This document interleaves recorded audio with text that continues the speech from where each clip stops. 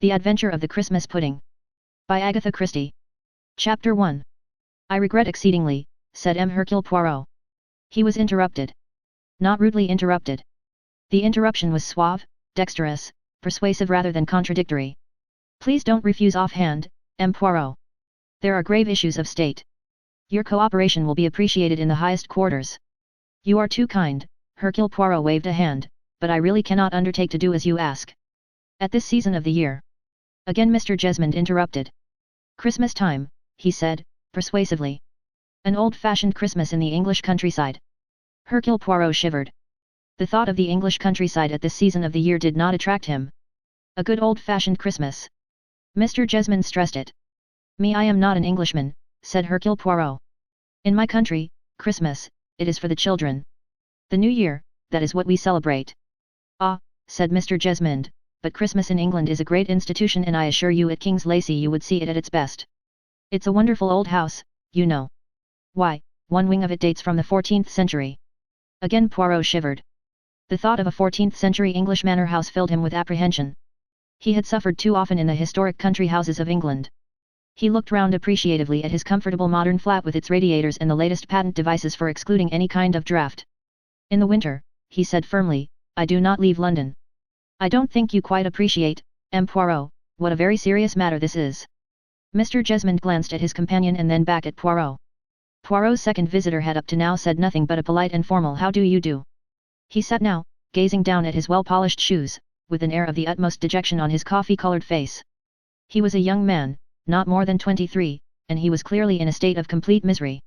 Yes, said Hercule Poirot. Of course the matter is serious. I do appreciate that. His Highness has my heartfelt sympathy. The position is one of the utmost delicacy, said Mr. Jesmond. Poirot transferred his gaze from the young man to his older companion. If one wanted to sum up Mr. Jesmond in a word, the word would have been discretion. Everything about Mr. Jesmond was discreet. His well-cut but inconspicuous clothes, his pleasant, well-bred voice which rarely soared out of an agreeable monotone, his light brown hair just thinning a little at the temples, his pale serious face. It seemed to Hercule Poirot that he had known not one Mr. Jesmond but a dozen Mr. Jesmonds in his time, all using sooner or later the same phrase, a position of the utmost delicacy. The police, said Hercule Poirot, can be very discreet, you know. Mr. Jesmond shook his head firmly. Not the police, he said. To recover the what we want to recover will almost inevitably invoke taking proceedings in the law courts and we know so little. We suspect, but we do not know. You have my sympathy, said Hercule Poirot again. If he imagined that his sympathy was going to mean anything to his two visitors, he was wrong. They did not want sympathy, they wanted practical help. Mr. Jesmond began once more to talk about the delights of an English Christmas. It's dying out, you know, he said, the real old-fashioned type of Christmas. People spend it at hotels nowadays. But an English Christmas with all the family gathered round, the children and their stockings, the Christmas tree, the turkey and plum pudding, the crackers. The snowman outside the window. In the interests of exactitude, Hercule Poirot intervened. To make a snowman one has to have the snow, he remarked severely. And one cannot have snow to order, even for an English Christmas. I was talking to a friend of mine in the meteorological office only today, said Mr. Jesmond, and he tells me that it is highly probable there will be snow this Christmas. It was the wrong thing to have said. Hercule Poirot shuddered more forcefully than ever. Snow in the country, he said. That would be still more abominable. A large, cold, stone manor house. Not at all, said Mr. Jesmond. Things have changed very much in the last 10 years or so. Oil-fired central heating. They have oil-fired central heating at King's Lacey? Asked Poirot. For the first time he seemed to waver. Mr. Jesmond seized his opportunity. Yes, indeed, he said, and a splendid hot water system. Radiators in every bedroom. I assure you, my dear Poirot, King's Lacey is comfort itself in the winter time. You might even find the house too warm. That is most unlikely, said Hercule Poirot. With practiced dexterity Mr. Jesmond shifted his ground a little. You can appreciate the terrible dilemma we are in, he said, in a confidential manner. Hercule Poirot nodded. The problem was, indeed, not a happy one. A young potentate-to-be, the only son of the ruler of a rich and important native state, had arrived in London a few weeks ago. His country had been passing through a period of restlessness and discontent. Though loyal to the father whose way of life had remained persistently Eastern, popular opinion was somewhat dubious of the younger generation.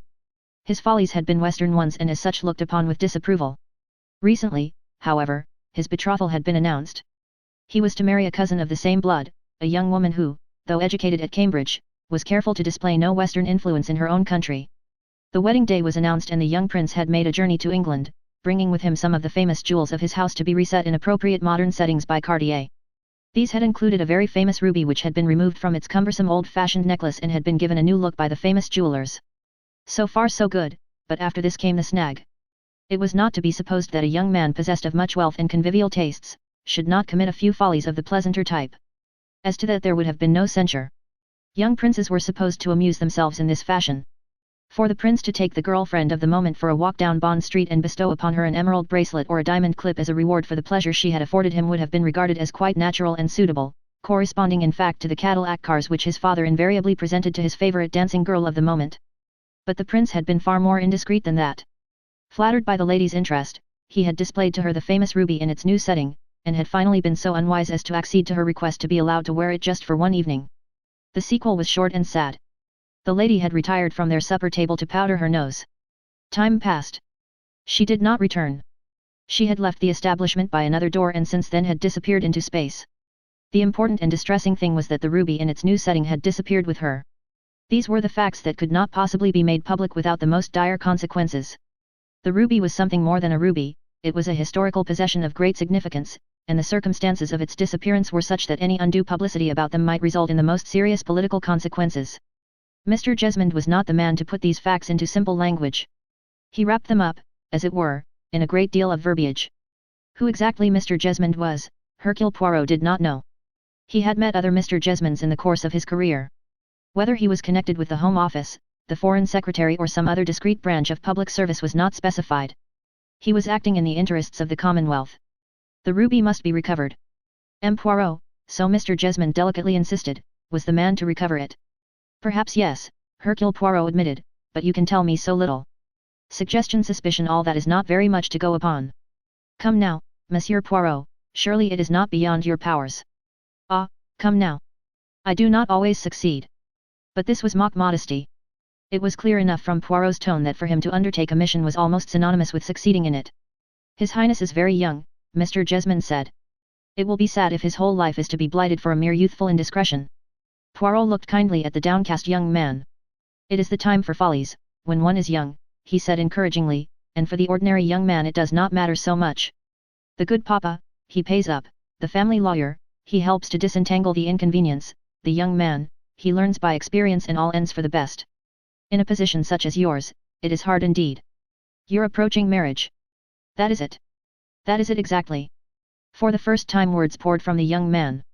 You see, she is very, very serious. She takes life very seriously. She has acquired at Cambridge many very serious ideas.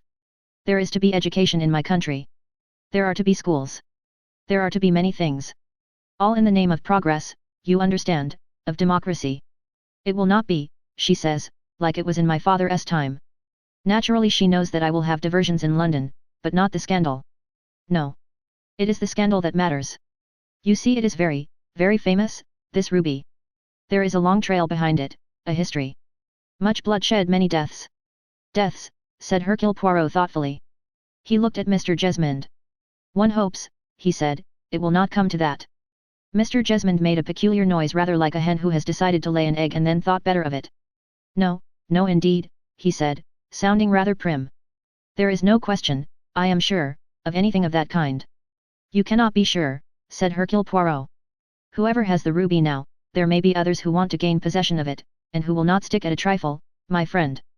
I really don't think, said Mr. Jesmond, sounding more prim than ever, that we need enter into speculation of that kind. Quite unprofitable. Me, said Hercule Poirot, suddenly becoming very foreign, me, I explore all the avenues, like the politicians. Mr. Jesmond looked at him doubtfully.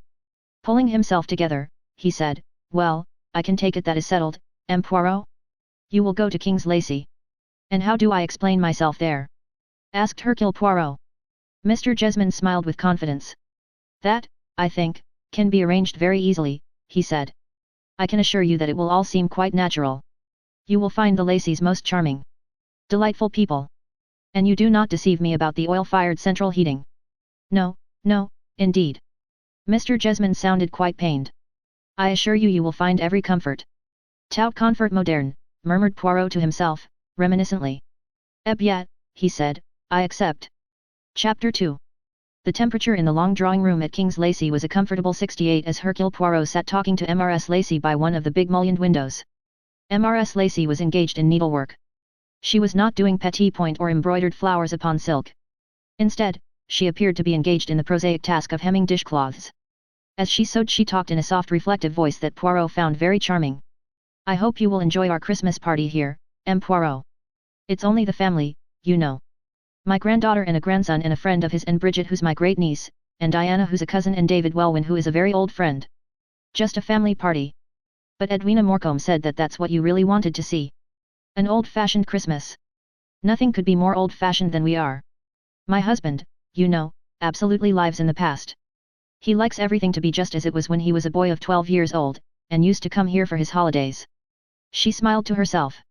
All the same old things, the Christmas tree and the stockings hung up and the oyster soup and the turkey, 2 turkeys, one boiled and one roast, and the plum pudding with the ring and the bachelor's button and all the rest of it in it.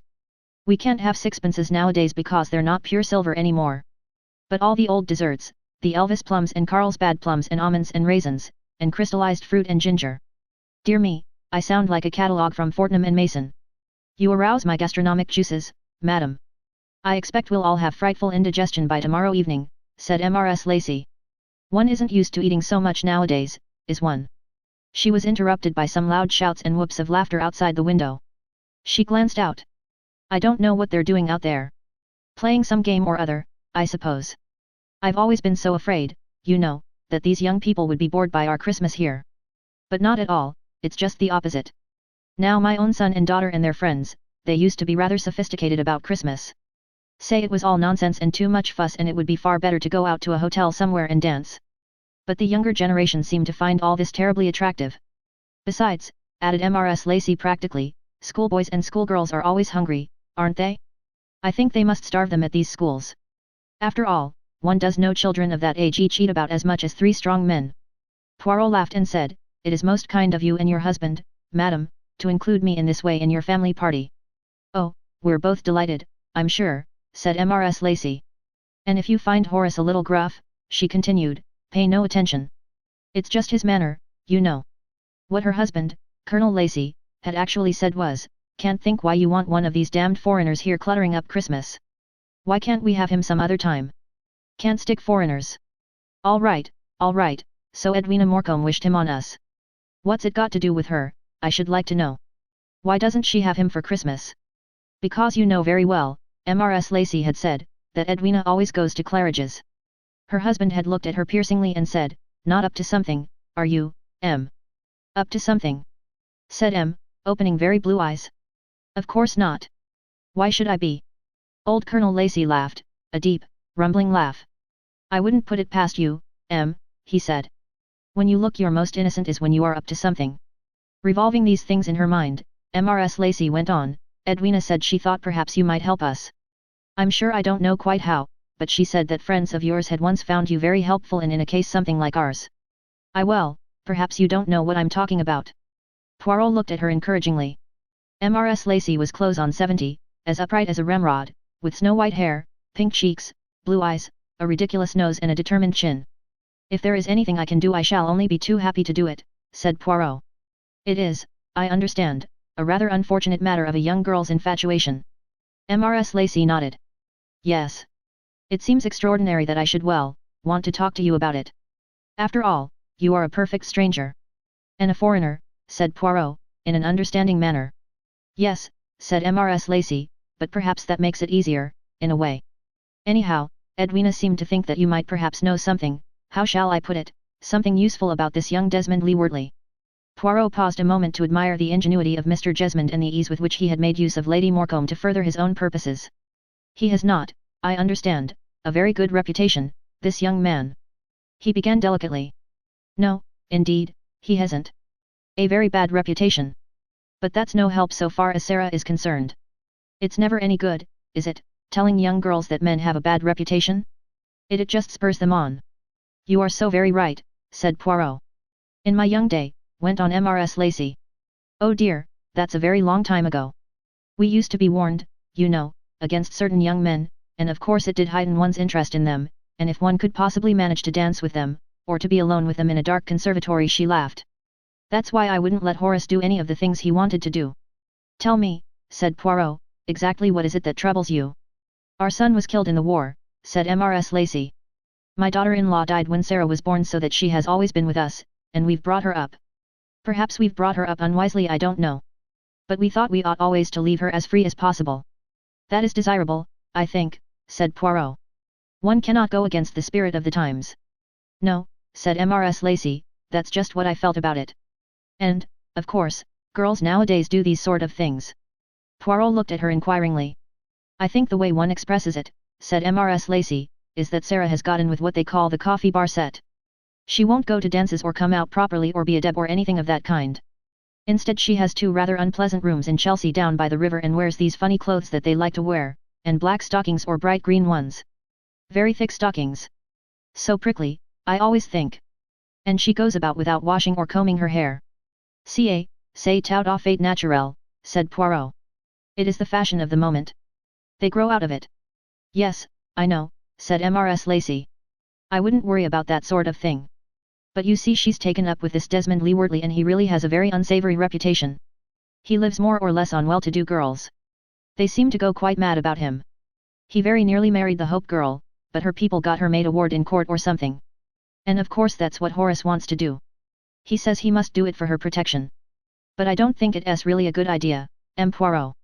I mean, they'll just run away together and go to Scotland or Ireland or the Argentine or somewhere and either get married or else live together without getting married. And although it may be contempt of court and all that, well, it isn't really an answer, is it, in the end? Especially if a baby's coming. One has to give in then, and let them get married.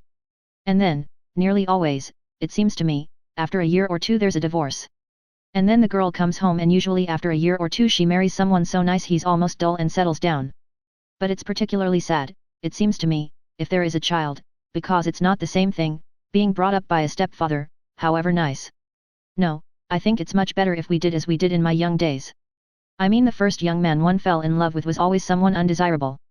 I remember I had a horrible passion for a young man called, now what was his name now, how strange it is, I can't remember his Christian name at all. Tibbet, that was his surname. Young Tibbet. Of course, my father more or less forbade him the house, but he used to get asked to the same dances, and we used to dance together. And sometimes we'd escape and sit out together, and occasionally friends would arrange picnics to which we both went. Of course, it was all very exciting and forbidden and one enjoyed it enormously. But one didn't go to the lengths that girls go nowadays. And so, after a while, the Mr. Tibbets faded out. And do you know, when I saw him 4 years later I was surprised what I could ever have seen in him. He seemed to be such a dull young man. Flashy, you know. No interesting conversation. One always thinks the days of one's own youth are best, said Poirot, somewhat sententiously. I know, said Mrs. Lacey. It's tiresome, isn't it? I mustn't be tiresome.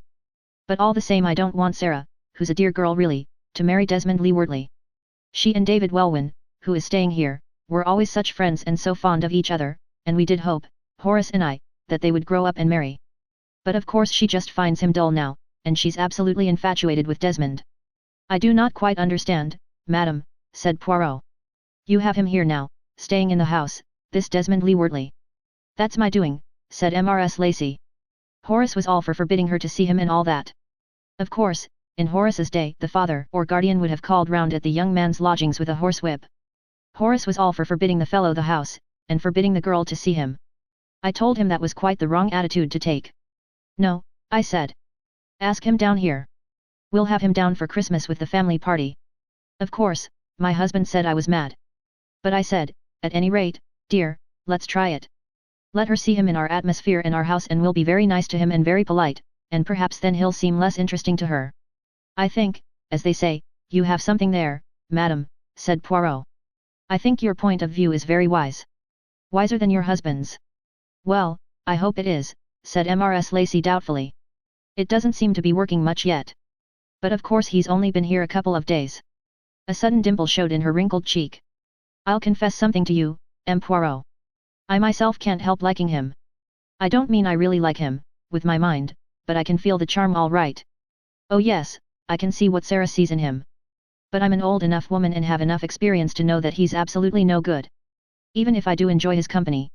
Though I do think, added Mrs. Lacey, rather wistfully, he has some good points. He asked if he might bring his sister here, you know. She's had an operation and was in hospital. He said it was so sad for her being in a nursing home over Christmas and he wondered if it would be too much trouble if he could bring her with him. He said he'd take all her meals up to her and all that. Well now, I do think that was rather nice of him, don't you, M. Poirot? It shows a consideration, said Poirot, thoughtfully, which seems almost out of character. Oh, I don't know. You can have family affections at the same time as wishing to prey on a rich young girl. Sarah will be very rich, you know, not only with what we leave her and of course that won't be very much because most of the money goes with the place to Colin, my grandson. But her mother was a very rich woman and Sarah will inherit all her money when she's 21. She's only 20 now. No, I do think it was nice of Desmond to mind about his sister. And he didn't pretend she was anything very wonderful or that. She's a shorthand typist, I gather does secretarial work in London. And he's been as good as his word and does carry up trays to her.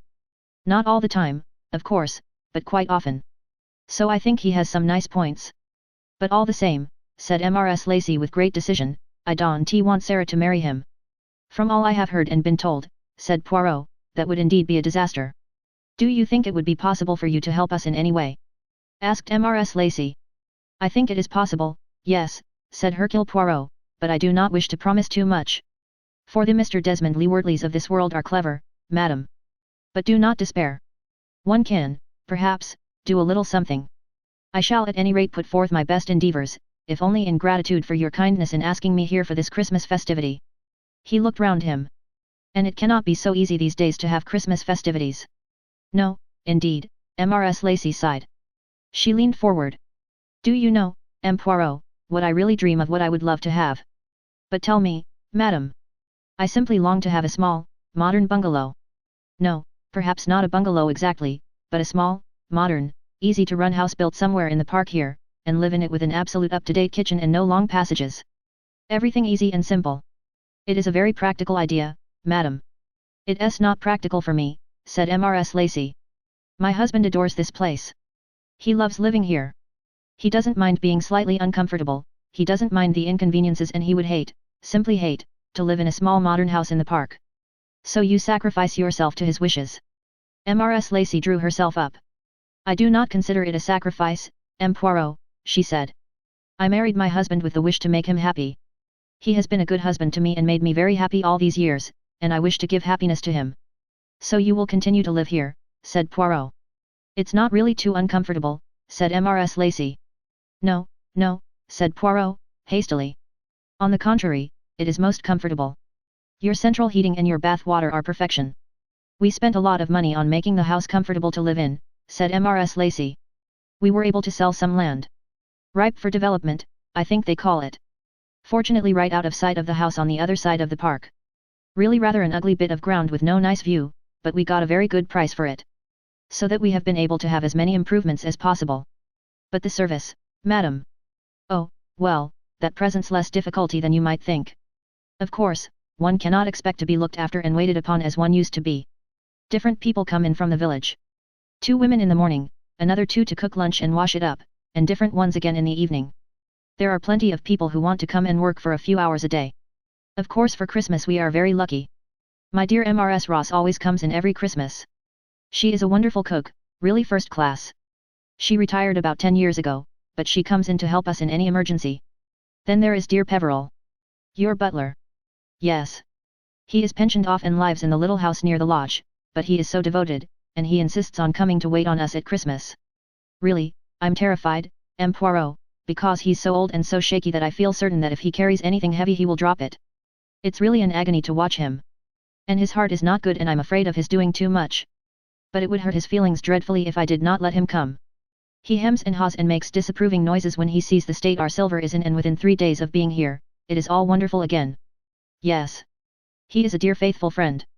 She smiled at Poirot. So you see, we are all set for a happy Christmas. A white Christmas, too, she added as she looked out of the window. See? It is beginning to snow. Ah, the children are coming in. You must meet them, M. Poirot. Poirot was introduced with due ceremony. First, to Colin and Michael, the schoolboy grandson and his friend, nice polite lads of 15, one dark, one fair. Then to their cousin, Bridget, a black-haired girl of about the same age with enormous vitality. And this is my granddaughter, Sarah, said Mrs. Lacey. Poirot looked with some interest at Sarah, an attractive girl with a mop of red hair. Her manner seemed to him nervy and a trifle defiant, but she showed real affection for her grandmother. And this is Mr. Leewardley. Mr. Leewardley wore a fisherman's jersey and tight black jeans. His hair was rather long and it seemed doubtful whether he had shaved that morning. In contrast to him was a young man introduced as David Welwyn, who was solid and quiet, with a pleasant smile, and rather obviously addicted to soap and water.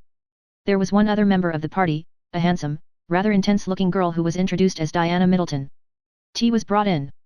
A hearty meal of scones, crumpets, sandwiches and 3 kinds of cake. The younger members of the party appreciated the tea. Colonel Lacey came in last, remarking in a noncommittal voice, "Hey, tea? Oh yes, tea." He received his cup of tea from his wife's hand, helped himself to 2 scones, cast a look of aversion at Desmond Leewardley and sat down as far away from him as he could. He was a big man with bushy eyebrows and a red, weather-beaten face. He might have been taken for a farmer rather than the lord of the manor. "Started to snow," he said. "It's going to be a white Christmas all right." After tea the party dispersed. "I expect they'll go and play with their tape recorders now," said Mrs. Lacey to Poirot. She looked indulgently after her grandson as he left the room. Her tone was that of one who says the children are going to play with their toy soldiers. "They're frightfully technical, of course," she said, "and very grand about it all." The boys and Bridget, however, decided to go along to the lake and see if the ice on it was likely to make skating possible. "I thought we could have skated on it this morning," said Colin. But old Hodgkins said no. He's always so terribly careful. "Come for a walk, David," said Diana Middleton, softly. David hesitated for half a moment, his eyes on Sarah's red head. She was standing by Desmond Leewardley, her hand on his arm, looking up into his face. "All right," said David Welwyn, "yes, let's." Diana slipped a quick hand through his arm and they turned towards the door into the garden. Sarah said, "Shall we go, too, Desmond? It's fearfully stuffy in the house." "Who wants to walk?" said Desmond. "I'll get my car out. We'll go along to the Speckled Boar and have a drink." Sarah hesitated for a moment before saying, "Let's go to Market Ledbury to the White Hart. It's much more fun." Though for all the world she would not have put it into words, Sarah had an instinctive revulsion from going down to the local pub with Desmond. It was, somehow, not in the tradition of King's Lacey. The women of King's Lacey had never frequented the bar of the Speckled Boar. She had an obscure feeling that to go there would be to let old Colonel Lacey and his wife down. And why not? Desmond Leewardley would have said. For a moment of exasperation Sarah felt that he ought to know why not. One didn't upset such old darlings as grandfather and dear old Em unless it was necessary. They'd been very sweet, really, letting her lead her own life, not understanding in the least why she wanted to live in Chelsea in the way she did, but accepting it. That was due to Em, of course. Grandfather would have kicked up no end of a row. Sarah had no illusions about her grandfather's attitude. It was not his doing that Desmond had been asked to stay at King's Lacey. That was Em, and Em was a darling and always had been. When Desmond had gone to fetch his car, Sarah popped her head into the drawing room again. "We're going over to Market Ledbury," she said. "We thought we'd have a drink there at the White Hart." There was a slight amount of defiance in her voice, but Mrs. Lacey did not seem to notice it. "Well, dear," she said. "I'm sure that will be very nice. David and Diana have gone for a walk, I see. I'm so glad. I really think it was a brainwave on my part to ask Diana here. So sad being left a widow so young, only 22. I do hope she marries again soon." Sarah looked at her sharply. "What are you up to, Em?" "It's my little plan," said Mrs. Lacey gleefully. "I think she's just right for David. Of course I know he was terribly in love with you, Sarah dear, but you'd no use for him and I realize that he isn't your type. But I don't want him to go on being unhappy, and I think Diana will really suit him." "What a matchmaker you are, Em," said Sarah. "I know," said Mrs. Lacey. "Old women always are. Diana's quite keen on him already, I think. Don't you think she'd be just right for him?" "I shouldn't say so," said Sarah. "I think Diana's far too too intense, too serious. I should think David would find it terribly boring being married to her." "Well, we'll see," said Mrs. Lacey. "Anyway, you don't want him, do you, dear?" "No, indeed," said Sarah, very quickly. She added, in a sudden rush, "You do like Desmond, don't you, Em?" "I'm sure he's very nice indeed," said Mrs. Lacey. "Grandfather doesn't like him," said Sarah. "Well, you could hardly expect him to, could you?" said Mrs. Lacey reasonably, "but I dare say he'll come round when he gets used to the idea. You mustn't rush him, Sarah dear. Old people are very slow to change their minds and your grandfather is rather obstinate." I don't care what grandfather thinks or says, said Sarah. I shall get married to Desmond whenever I like. I know, dear, I know. But do try and be realistic about it. Your grandfather could cause a lot of trouble, you know. You're not of age yet. In another year you can do as you please. I expect Horace will have come round long before that. You're on my side, aren't you, darling? Said Sarah. She flung her arms round her grandmother's neck and gave her an affectionate kiss. I want you to be happy, said Mrs. Lacey. Ah. There's your young man bringing his car round. You know, I like these very tight trousers these young men wear nowadays. They look so smart only, of course, it does accentuate knock-knees. Yes, Sarah thought, Desmond had got knock-knees, she had never noticed it before. Go on, dear, enjoy yourself, said Mrs. Lacey. She watched her go out to the car, then, remembering her foreign guest, she went along to the library. Looking in, however, she saw that Hercule Poirot was taking a pleasant little nap and, smiling to herself, she went across the hall and out into the kitchen to have a conference with Mrs. Ross. Come on, beautiful, said Desmond. Your family cutting up rough because you're coming out to a pub? Years behind the times here, aren't they? Of course they're not making a fuss, said Sarah, sharply as she got into the car. What's the idea of having that foreign fellow down? He's a detective, isn't he? What needs detecting here? Oh, he's not here professionally, said Sarah. Edwina Morcombe, my grandmother, asked us to have him. I think he's retired from professional work long ago. Sounds like a broken-down old cab horse, said Desmond. He wanted to see an old-fashioned English Christmas, I believe, said Sarah vaguely. Desmond laughed scornfully. Such a lot of tripe, that sort of thing, he said. How you can stand it I don't know. Sarah's red hair was tossed back and her aggressive chin shot up. I enjoy it, she said defiantly. You can't, baby. Let's cut the whole thing tomorrow. Go over to Scarborough or somewhere. I couldn't possibly do that. Why not? Oh, it would hurt their feelings. Oh, bilge. You know you don't enjoy this childish sentimental bosh. Well, not really perhaps, but Sarah broke off. She realized with a feeling of guilt that she was looking forward a good deal to the Christmas celebration. She enjoyed the whole thing, but she was ashamed to admit that to Desmond. It was not the thing to enjoy Christmas and family life. Just for a moment she wished that Desmond had not come down here at Christmas time. In fact, she almost wished that Desmond had not come down here at all. It was much more fun seeing Desmond in London than here at home. In the meantime the boys and Bridget were walking back from the lake, still discussing earnestly the problems of skating.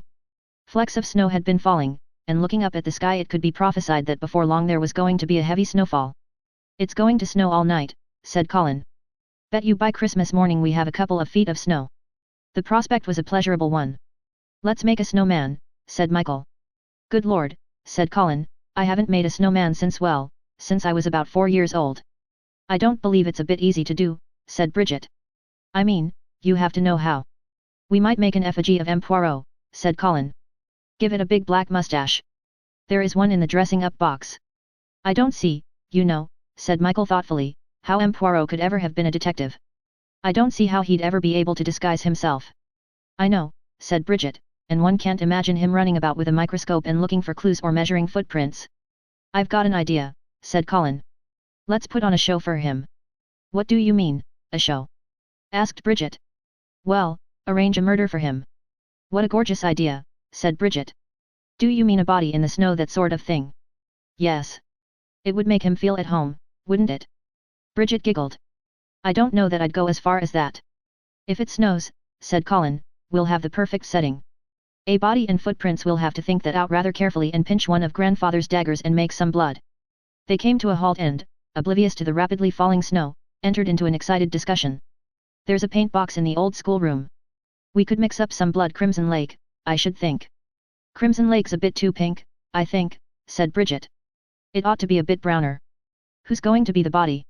Asked Michael. I'll be the body, said Bridget quickly. Oh, look here, said Colin, I thought of it. Oh, no, said Bridget, it must be me. It's got to be a girl. It's more exciting. Beautiful girl lying lifeless in the snow. Beautiful girl. Aha, said Michael in derision. I've got black hair, too, said Bridget. What's that got to do with it? Well, it'll show up so well on the snow, and I shall wear my red pajamas. If you wear red pajamas, they won't show the bloodstains, said Michael in a practical manner.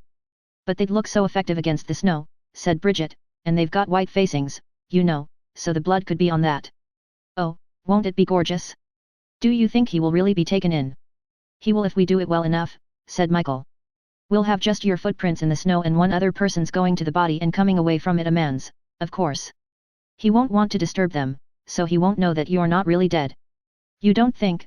Michael stopped, struck by a sudden idea. The others looked at him. You don't think he'll be annoyed about it? Oh, I shouldn't think so, said Bridget, with facile optimism. I'm sure he'll understand that we've just done it to entertain him. A sort of Christmas treat. I don't think we ought to do it on Christmas Day, said Colin reflectively. I don't think grandfather would like that very much. Boxing Day then, said Bridget. Boxing Day would be just right, said Michael. And it'll give us more time, too, pursued Bridget. After all, there are a lot of things to arrange. Let's go and have a look at all the props. They hurried into the house. Chapter 3. The evening was a busy one. Holly and mistletoe had been brought in large quantities and a Christmas tree had been set up at one end of the dining room. Everyone helped to decorate it, to put up the branches of holly behind pictures and to hang mistletoe in a convenient position in the hall. I had no idea anything so archaic still went on, murmured Desmond to Sarah with a sneer. We've always done it, said Sarah, defensively. What a reason. Oh, don't be tiresome, Desmond. I think it's fun. Sarah my sweet, you can't. Well, not really perhaps but I do in a way. Who's going to brave the snow and go to midnight mass? Asked Mrs. Lacey at 20 minutes to 12. Not me, said Desmond. Come on, Sarah. With a hand on her arm he guided her into the library and went over to the record case. There are limits, darling, said Desmond. Midnight mass. Yes, said Sarah. Oh yes. With a good deal of laughter, donning of coats and stamping of feet, most of the others got off. The two boys, Bridget, David, and Diana set out for the 10 minutes walk to the church through the falling snow. Their laughter died away in the distance. Midnight mass, said Colonel Lacey, snorting. Never went to midnight mass in my young days. Mass, indeed. Popish, that is. Oh, I beg your pardon, M. Poirot. Poirot waved a hand. It is quite all right. Do not mind me. Matins is good enough for anybody, I should say, said the Colonel. Proper Sunday morning service. Hark the herald angels sing, and all the good old Christmas hymns. And then back to Christmas dinner. That's right, isn't it, M? Yes, dear, said Mrs. Lacey. That's what we do. But the young ones enjoy the midnight service. And it's nice, really, that they want to go. Sarah and that fellow don't want to go. Well, there dear, I think you're wrong, said Mrs. Lacey. Sarah, did want to go, but she didn't like to say so. Beats me why she cares what that fellow's opinion is. She's very young, really, said Mrs. Lacey placidly. Are you going to bed, M. Poirot? Good night. I hope you'll sleep well. And you, madam? Are you not going to bed yet? Not just yet, said Mrs. Lacey. I've got the stockings to fill, you see. Oh, I know they're all practically grown up, but they do like their stockings. One puts jokes in them. Silly little things. But it all makes for a lot of fun. You work very hard to make this a happy house at Christmas time, said Poirot. I honor you. He raised her hand to his lips in a courtly fashion. Grunted Colonel Lacey, as Poirot departed. Flowery sort of fellow. Still he appreciates you. Mrs. Lacey dimpled up at him. Have you noticed, Horace, that I'm standing under the mistletoe? She asked with the demureness of a girl of 19. Hercule Poirot entered his bedroom. It was a large room well provided with radiators. As he went over towards the big four-poster bed he noticed an envelope lying on his pillow. He opened it and drew out a piece of paper. On it was a shakily printed message in capital letters. Don't eat none of the plum pudding. One as wishes you well. Hercule Poirot stared at it. His eyebrows rose. Cryptic, he murmured, and most unexpected. Chapter 4. Christmas dinner took place at 2 p.m. and was a feast indeed. Enormous logs crackled merrily in the wide fireplace and above their crackling rose the babel of many tongues talking together. Oyster soup had been consumed, 2 enormous turkeys had come and gone, mere carcasses of their former selves. Now, the supreme moment, the Christmas pudding was brought in state. Old Peveril, his hands and his knees shaking with the weakness of 80 years, permitted no one but himself to bear it in. Mrs. Lacey sat, her hands pressed together in nervous apprehension. One Christmas, she felt sure, Peveril would fall down dead. Having either to take the risk of letting him fall down dead or of hurting his feelings to such an extent that he would probably prefer to be dead than alive, she had so far chosen the former alternative. On a silver dish the Christmas pudding reposed in its glory. A large football of a pudding, a piece of holly stuck in it like a triumphant flag and glorious flames of blue and red rising round it. There was a cheer and cries of ooh-ah. One thing Mrs. Lacey had done, prevailed upon Peveril to place the pudding in front of her so that she could help it rather than hand it in turn round the table. She breathed a sigh of relief as it was deposited safely in front of her. Rapidly the plates were passed round, Flame still licking the portions. "Wish, M. Poirot," cried Bridget. "Wish before the flame goes. Quick, grand darling, quick." Mrs. Lacey leant back with a sigh of satisfaction. Operation Pudding had been a success. In front of everyone was a helping with Flame still licking it. There was a momentary silence all round the table as everyone wished hard. There was nobody to notice the rather curious expression on the face of M. Poirot as he surveyed the portion of pudding on his plate. "Don't eat none of the plum pudding." What on earth did that sinister warning mean? There could be nothing different about his portion of plum pudding from that of everyone else. Sighing as he admitted himself baffled, and Hercule Poirot never liked to admit himself baffled, he picked up his spoon and fork. "Hard sauce, M. Poirot." Poirot helped himself appreciatively to hard sauce. "Swiped my best brandy again, M," said the Colonel good-humouredly from the other end of the table. Mrs. Lacey twinkled at him. "Mrs. Ross insists on having the best brandy, dear," she said. "She says it makes all the difference." "Well, well," said Colonel Lacey, "Christmas comes but once a year, and Mrs. Ross is a great woman. A great woman and a great cook." "She is indeed," said Colin. "Smashing plum pudding, this. Mmm." He filled an appreciative mouth. Gently, almost gingerly, Hercule Poirot attacked his portion of pudding. He ate a mouthful. It was delicious. He ate another. Something tinkled faintly on his plate. He investigated with a fork. Bridget, on his left, came to his aid.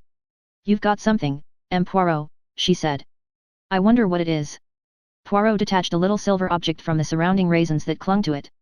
"Ooh," said Bridget, "it's the bachelor's button." M. Poirot's got the bachelor's button. Hercule Poirot dipped the small silver button into the finger glass of water that stood by his plate, and washed it clear of pudding crumbs. "It is very pretty," he observed. "That means you are going to be a bachelor, M. Poirot," explained Colin helpfully. "That is to be expected," said Poirot gravely. "I have been a bachelor for many long years, and it is unlikely that I shall change that status now." "Oh, never say die," said Michael. "I saw in the paper that someone of 95 married a girl of 22 the other day." "You encourage me," said Hercule Poirot. Colonel Lacey uttered a sudden exclamation. His face became purple and his hand went to his mouth. "Confound it, Emmeline," he roared, "why on earth do you let the cook put glass in the pudding?" "Glass?" cried Mrs. Lacey, astonished. Colonel Lacey withdrew the offending substance from his mouth.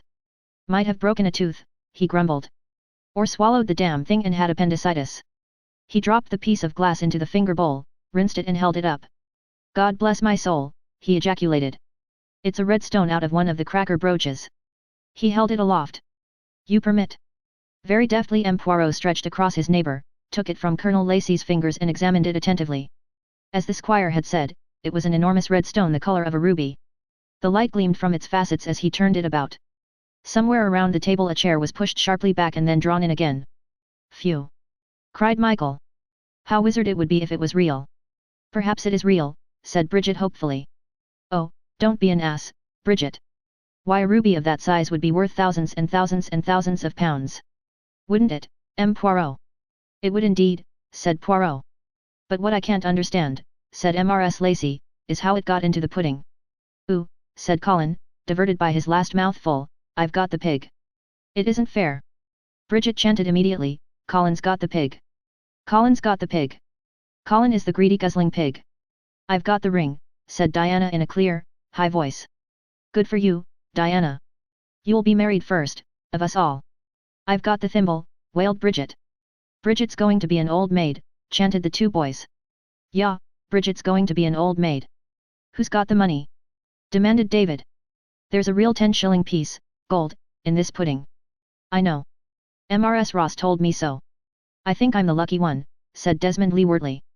Colonel Lacey's two next-door neighbours heard him mutter, "Yes, you would be." "I've got a ring, too," said David. He looked across at Diana. "Quite a coincidence, isn't it?" The laughter went on. Nobody noticed that M. Poirot carelessly, as though thinking of something else, had dropped the red stone into his pocket. Mince pies and Christmas dessert followed the pudding. The older members of the party then retired for a welcome siesta before the tea-time ceremony of the lighting of the Christmas tree. Hercule Poirot, however, did not take a siesta. Instead, he made his way to the enormous old-fashioned kitchen. "It is permitted," he asked, looking round and beaming, "that I congratulate the cook on this marvelous meal that I have just eaten." There was a moment's pause and then Mrs. Ross came forward in a stately manner to meet him. She was a large woman, nobly built with all the dignity of a stage duchess. Two lean grey-haired women were beyond in the scullery washing up and a tow-haired girl was moving to and fro between the scullery and the kitchen. But these were obviously mere myrmidons. Mrs. Ross was the queen of the kitchen quarters. "I am glad to hear you enjoyed it, sir," she said graciously. "Enjoyed it?" cried Hercule Poirot. With an extravagant foreign gesture he raised his hand to his lips, kissed it, and wafted the kiss to the ceiling. "But you are a genius, Mrs. Ross. A genius. Never have I tasted such a wonderful meal." The oyster soup, he made an expressive noise with his lips, and the stuffing. "The chestnut stuffing in the turkey, that was quite unique in my experience." "Well, it's funny that you should say that, sir," said Mrs. Ross graciously. "It's a very special recipe, that stuffing. It was given me by an Austrian chef that I worked with many years ago. But all the rest," she added, "is just good, plain English cooking." "And is there anything better?" demanded Hercule Poirot. "Well, it's nice of you to say so, sir. Of course, you being a foreign gentleman might have preferred the continental style. Not but what I can't manage continental dishes too. I am sure, Mrs. Ross, you could manage anything. But you must know that English cooking, good English cooking, not the cooking one gets in the second-class hotels or the restaurants, is much appreciated by gourmets on the continent, and I believe I am correct in saying that a special expedition was made to London in the early 1800s, and a report sent back to France of the wonders of the English puddings. 'We have nothing like that in France,' they wrote. 'It is worth making a journey to London just to taste the varieties and excellencies of the English puddings.' And above all puddings," continued Poirot, well launched now on a kind of rhapsody, "is the Christmas plum pudding, such as we have eaten today." "That was a homemade pudding, was it not?" "Not a bought one." "Yes, indeed, sir. Of my own making and my own recipe, such as I've made for many years. When I came here Mrs. Lacey said that she'd ordered a pudding from a London store to save me the trouble. 'But no, madam,' I said, 'that may be kind of you, but no bought pudding from a store can equal a homemade Christmas one.'" "Mind you," said Mrs. Ross, warming to her subject like the artist she was, "it was made too soon before the day. A good Christmas pudding should be made some weeks before and allowed to wait. The longer they're kept, within reason, the better they are. I mind now that when I was a child and we went to church every Sunday, we'd start listening for the collect that begins, 'Stir up, O Lord, we beseech thee,' because that collect was the signal, as it were, that the puddings should be made that week. And so they always were. We had the collect on the Sunday, and that week sure enough my mother would make the Christmas puddings. And so it should have been here this year. As it was, that pudding was only made 3 days ago, the day before you arrived, sir. However, I kept to the old custom. Everyone in the house had to come out into the kitchen and have a stir and make a wish. That's an old custom, sir, and I've always held to it." "Most interesting," said Hercule Poirot. "Most interesting. And so everyone came out into the kitchen?" "Yes, sir. The young gentleman, Miss Bridget, and the London gentleman who's staying here, and his sister and Mr. David and Miss Diana Mrs. Middleton, I should say all had a stir, they did." "How many puddings did you make? Is this the only one?" "No, sir, I made 4. 2 large ones and 2 smaller ones. The other large one I planned to serve on New Year's Day, and the smaller ones were for Colonel and Mrs. Lacey when they're alone like and not so many in the family." I see," said Poirot. "As a matter of fact, sir," said Mrs. Ross, "it was the wrong pudding you had for lunch today." "The wrong pudding?" Poirot frowned. "How is that?" "Well, sir, we have a big Christmas mold. A china mold with a pattern of holly and mistletoe on top, and we always have the Christmas Day pudding boiled in that. But there was a most unfortunate accident. This morning, when Annie was getting it down from the shelf in the larder, she slipped and dropped it and it broke. Well, sir, naturally I couldn't serve that, could I? There might have been splinters in it. So we had to use the other one, the New Year's Day one, which was in a plain bowl. It makes a nice round, but it's not so decorative as the Christmas mold. Really, where we'll get another mold like that I don't know. They don't make things in that size nowadays. All tiddlybits of things. Why, you can't even buy a breakfast dish that'll take a proper 8 to 10 eggs and bacon. Ah, things aren't what they were." "No, indeed," said Poirot. "But today that is not so. This Christmas Day has been like the Christmas days of old, is that not true?" Mrs. Ross sighed. "Well, I'm glad you say so, sir, but of course I haven't the help now that I used to have. Not skilled help, that is. The girls nowadays, she lowered her voice slightly, they mean very well and they're very willing, but they've not been trained, sir, if you understand what I mean. Times change, yes, said Hercule Poirot. I too find it sad sometimes. This house, sir, said Mrs. Ross, it's too large, you know, for the mistress and the colonel. The mistress, she knows that. Living in a corner of it as they do, it's not the same thing at all. It only comes alive, as you might say, at Christmas time when all the family come. It is the first time, I think, that Mr. Leewardly and his sister have been here. Yes, sir. A note of slight reserve crept into Mrs. Ross's voice. A very nice gentleman he is, but, well, it seems a funny friend for Miss Sarah to have, according to our ideas. But their London ways are different. It's sad that his sister's so poorly. Had an operation, she had. She seemed all right the first day she was here, but that very day, after we'd been stirring the puddings, she was took bad again and she's been in bed ever since. Got up too soon after her operation, I expect. Ah, doctors nowadays, they have you out of hospital before you can hardly stand on your feet. Why, my very own nephew's wife. And Mrs. Ross went into a long and spirited tale of hospital treatment as accorded to her relations, comparing it unfavorably with the consideration that had been lavished upon them in older times. Poirot duly commiserated with her. It remains, he said, to thank you for this exquisite and sumptuous meal. You permit a little acknowledgement of my appreciation. A crisp £5 note passed from his hand into that of Mrs. Ross, who said perfunctorily. You really shouldn't do that, sir. I insist. I insist. Well, it's very kind of you indeed, sir. Mrs. Ross accepted the tribute as no more than her due. And I wish you, sir, a very happy Christmas and a prosperous New Year. Chapter 5. The end of Christmas Day was like the end of most Christmas days. The tree was lighted, a splendid Christmas cake came in for tea, was greeted with approval but was partaken of only moderately. There was cold supper. Both Poirot and his host and hostess went to bed early. Good night, M. Poirot, said Mrs. Lacey. I hope you've enjoyed yourself. It has been a wonderful day, madam, wonderful. You're looking very thoughtful, said Mrs. Lacey. It is the English pudding that I consider. You found it a little heavy, perhaps? Asked Mrs. Lacey delicately. No, no, I do not speak gastronomically. I consider its significance. It's traditional, of course, said Mrs. Lacey. Well, good night, M. Poirot, and don't dream too much of Christmas puddings and mince pies.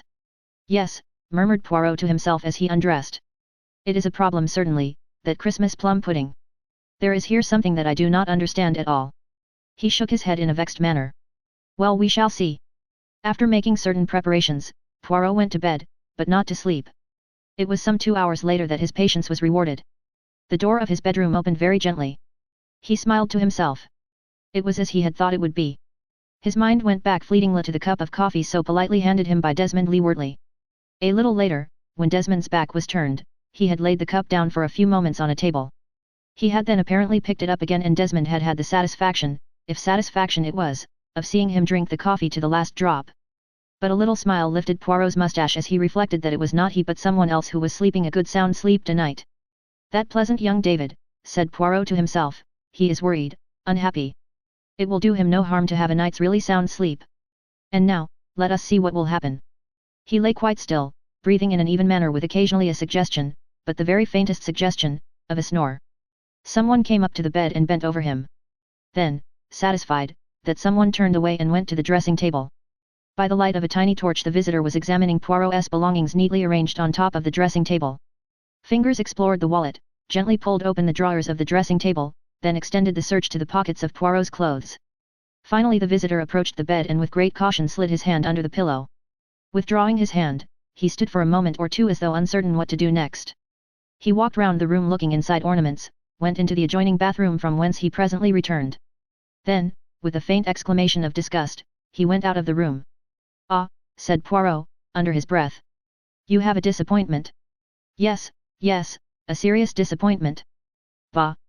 To imagine, even, that Hercule Poirot would hide something where you could find it. Then, turning over on his other side, he went peacefully to sleep. He was aroused next morning by an urgent soft tapping on his door. Qui est là? Come in, come in. The door opened. Breathless, red-faced, Colin stood upon the threshold. Behind him stood Michael. Monsieur Poirot, Monsieur Poirot. But yes. Poirot sat up in bed. It is the early tea? But no. It is you, Colin. What has occurred? Colin was, for a moment, speechless. He seemed to be under the grip of some strong emotion. In actual fact it was the sight of the nightcap that Hercule Poirot wore that affected for the moment his organs of speech. Presently he controlled himself and spoke. I think Poirot, could you help us? Something rather awful has happened. Something has happened? But what? It's Bridget. She's out there in the snow. I think she doesn't move or speak and oh, you'd better come and look for yourself. I'm terribly afraid she may be dead. What? Poirot cast aside his bed covers. Mademoiselle Bridget dead. I think somebody's killed her. There's blood and oh do come. But certainly. I come on the instant. With great practicality Poirot inserted his feet into his outdoor shoes and pulled a fur-lined overcoat over his pajamas. I come, he said. I come on the moment. You have aroused the house. No, so far I haven't told anyone but you. I thought it would be better. Grandfather and Gran aren't up yet. They're laying breakfast downstairs, but I didn't say anything to Peveril. She's round the other side of the house, near the terrace and the library window. I see. Lead the way. I will follow. Turning away to hide his delighted grin, Colin led the way downstairs. They went out through the side door. It was a clear morning with the sun not yet high over the horizon. It was not snowing now, but it had snowed heavily during the night and everywhere around was an unbroken carpet of thick snow. The world looked very pure and white and beautiful. There, said Colin breathlessly. It's there. He pointed dramatically. The scene was indeed dramatic enough. A few yards away Bridget lay in the snow. She was wearing scarlet pajamas and a white wool wrap thrown round her shoulders. The white wool wrap was stained with crimson. Her head was turned aside and hidden by the mass of her outspread black hair. One arm was under her body, the other lay flung out, the fingers clenched, and standing up in the center of the crimson stain was the hilt of a large curved Kurdish knife which Colonel Lacey had shown to his guests only the evening before. Mon Dieu! Ejaculated Poirot. It is like something on the stage. There was a faint choking noise from Michael. Colin thrust himself quickly into the breach. I know, he said. It doesn't seem real somehow, does it? Do you see those footprints? I suppose we mustn't disturb them. Ah yes, the footprints. No, we must be careful not to disturb those footprints.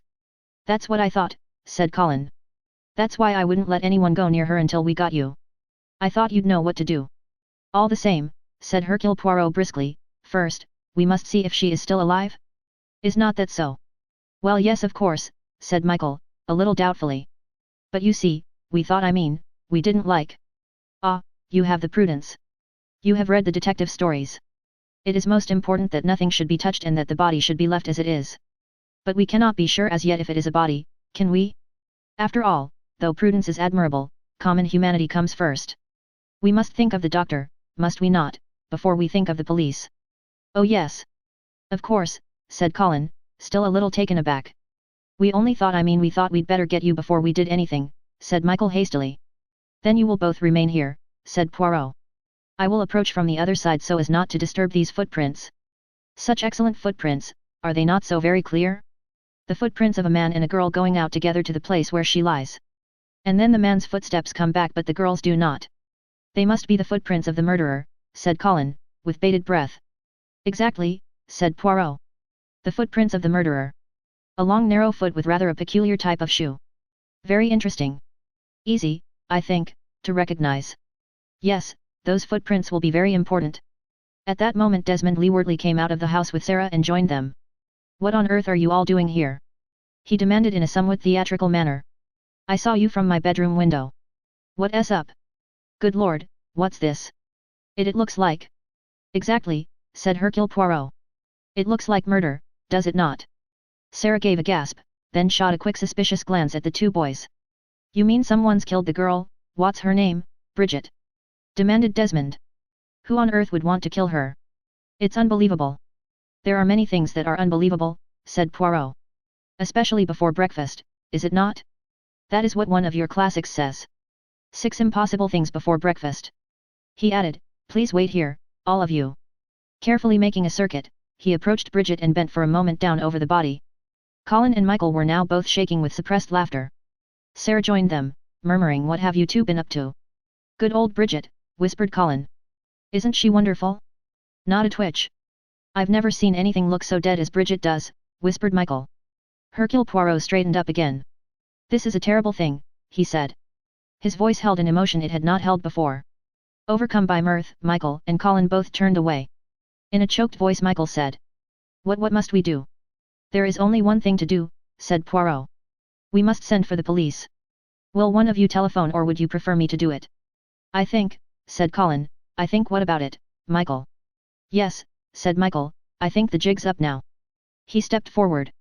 For the first time he seemed a little unsure of himself. I'm awfully sorry, he said, I hope you won't mind too much. It was a sort of joke for Christmas and all that, you know. We thought we'd lay on a murder for you. You thought you would lay on a murder for me? Then this. It's just a show we put on, explained Colin, to make you feel at home, you know. Aha, said Hercule Poirot. I understand. You make of me the April Fool, is that it?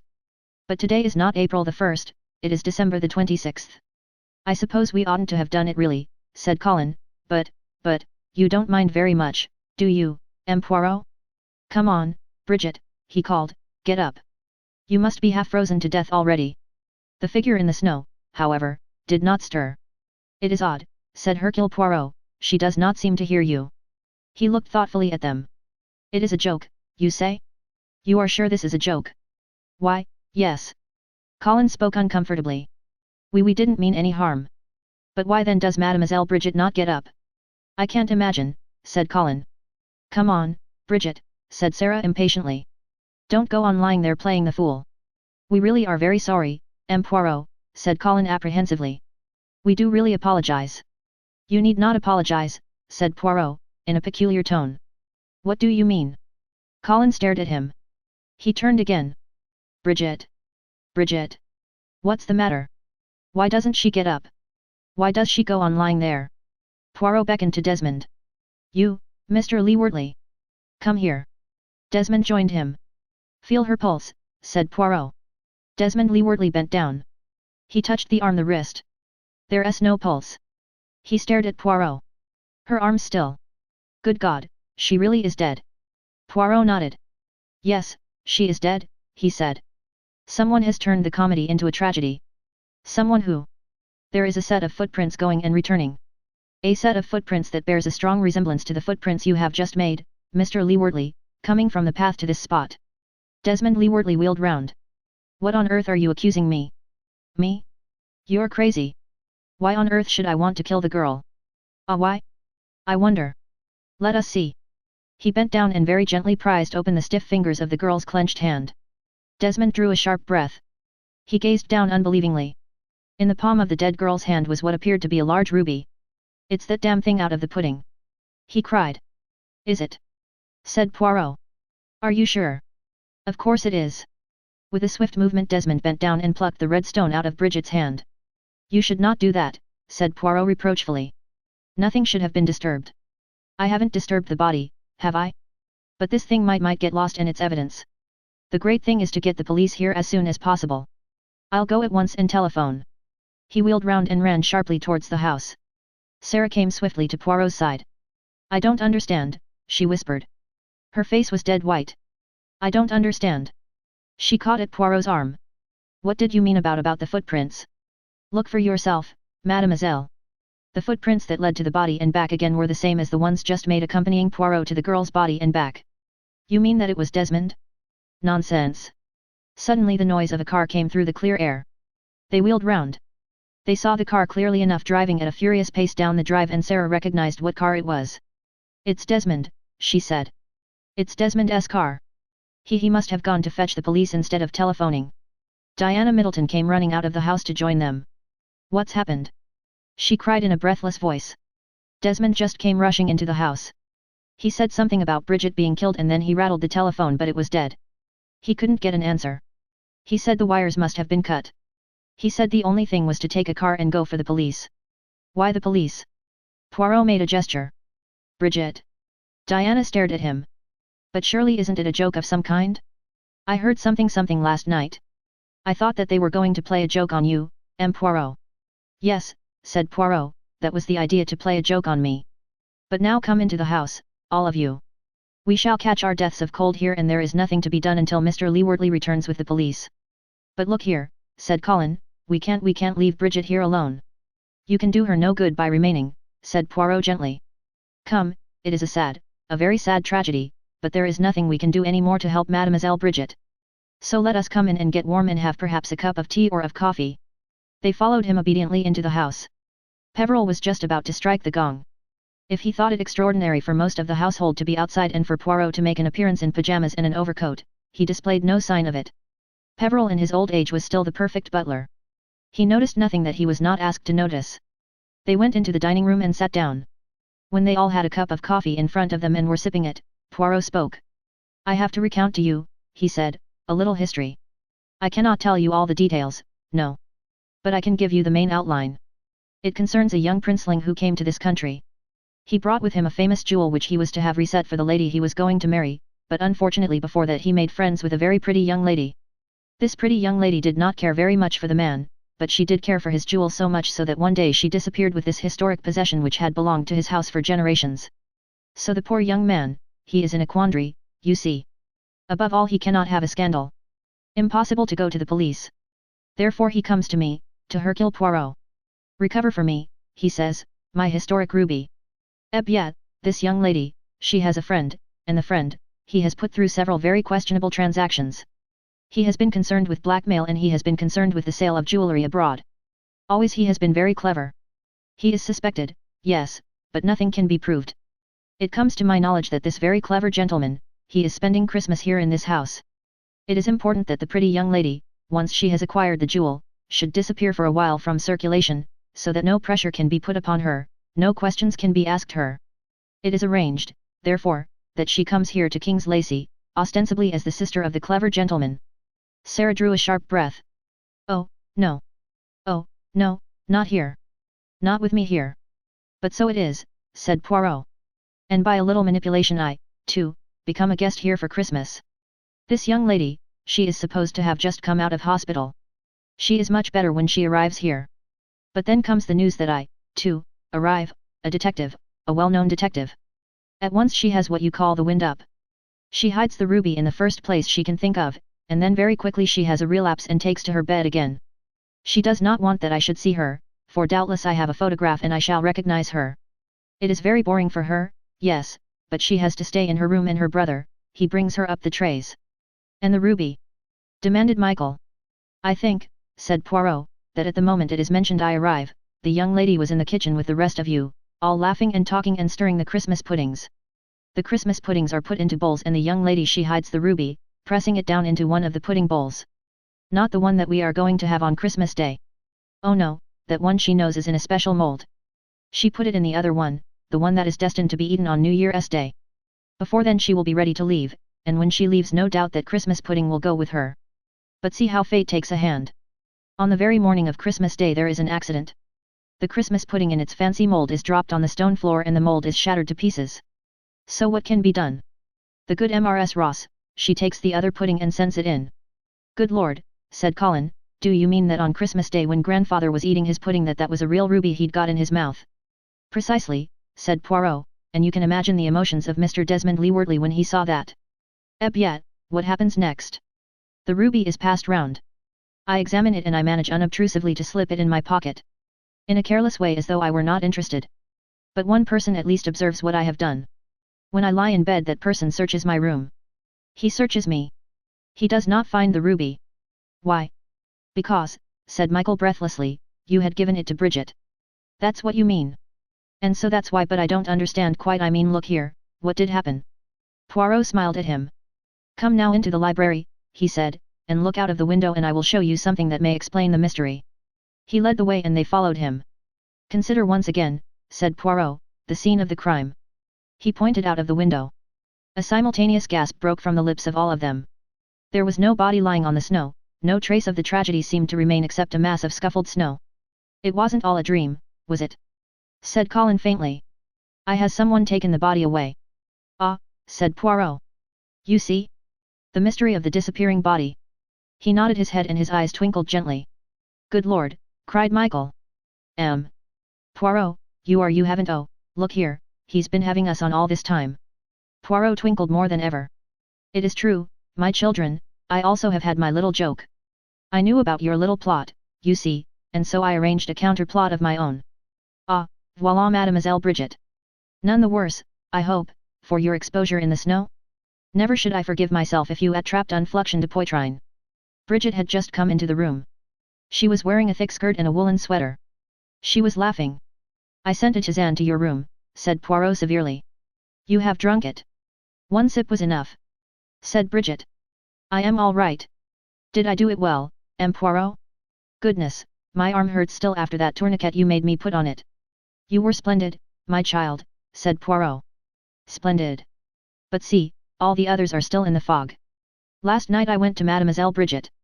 I told her that I knew about your little complot and I asked her if she would act a part for me. She did it very cleverly.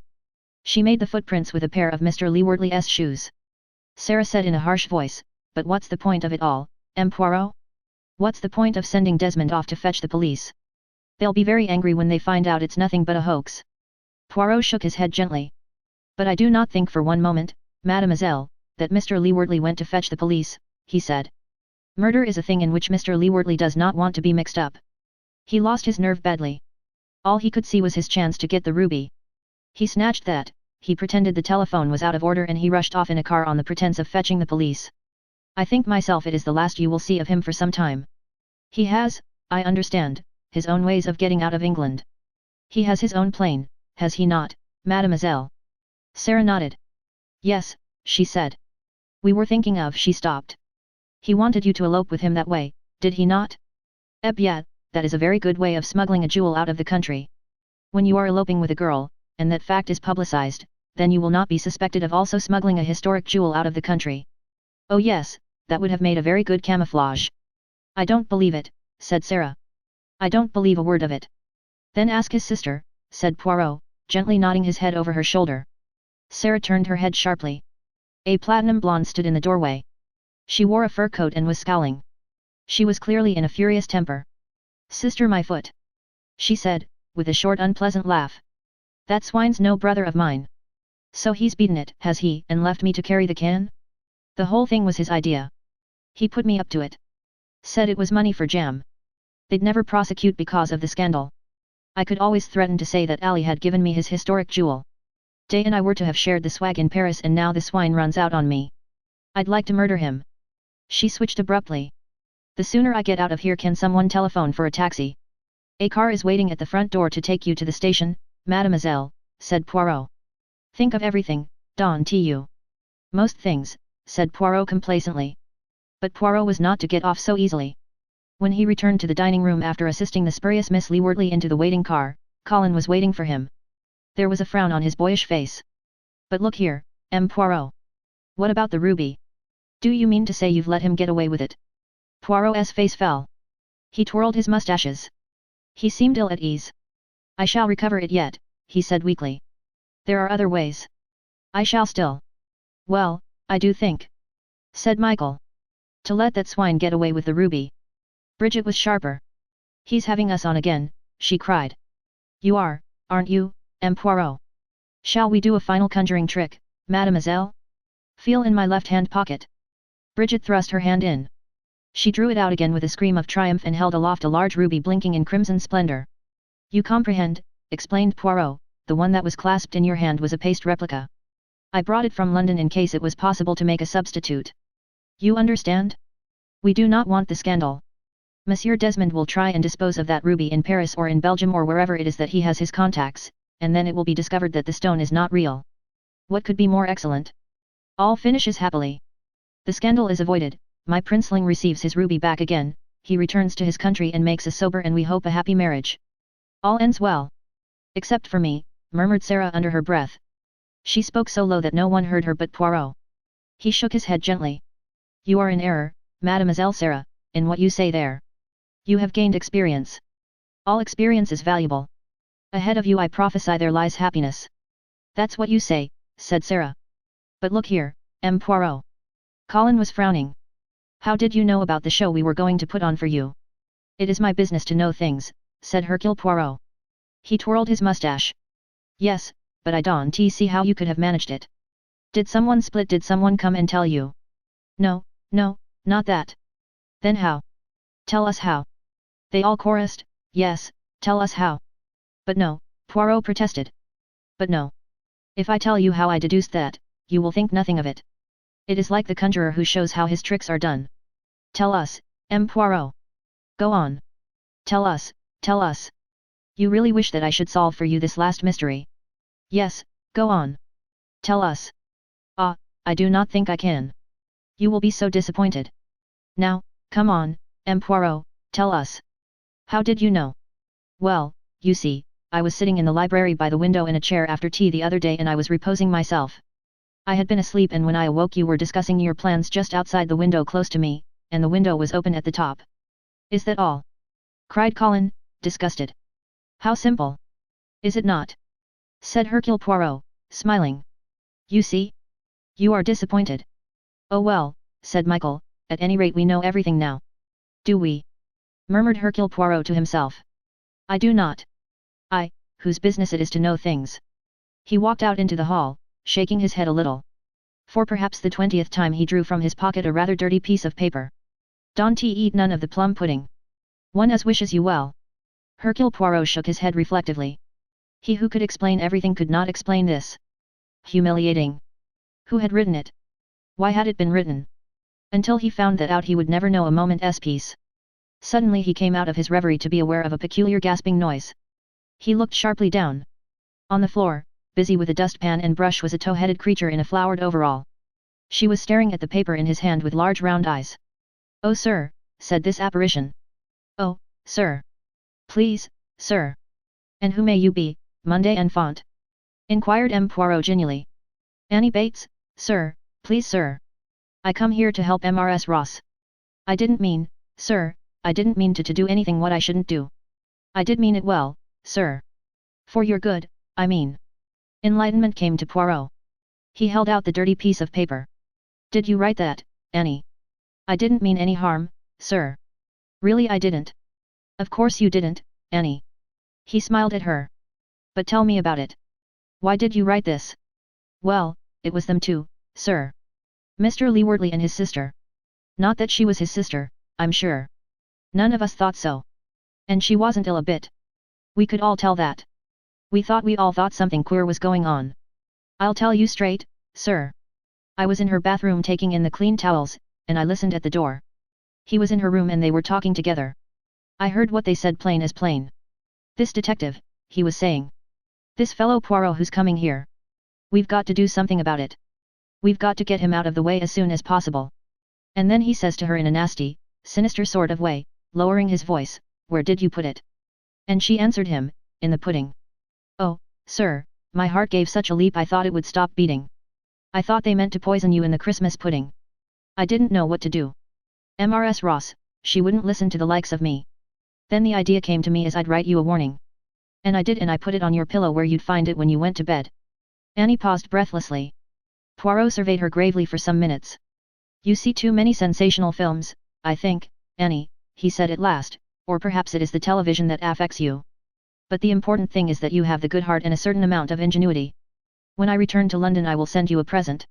Oh thank you, sir. Thank you very much, sir.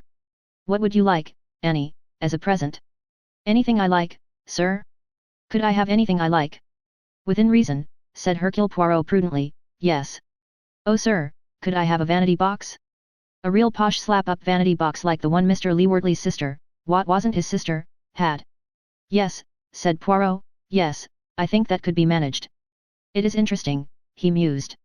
I was in a museum the other day observing some antiquities from Babylon or one of those places, thousands of years old, and among them were cosmetic boxes. The heart of woman does not change. Beg your pardon, sir, said Annie. It is nothing, said Poirot.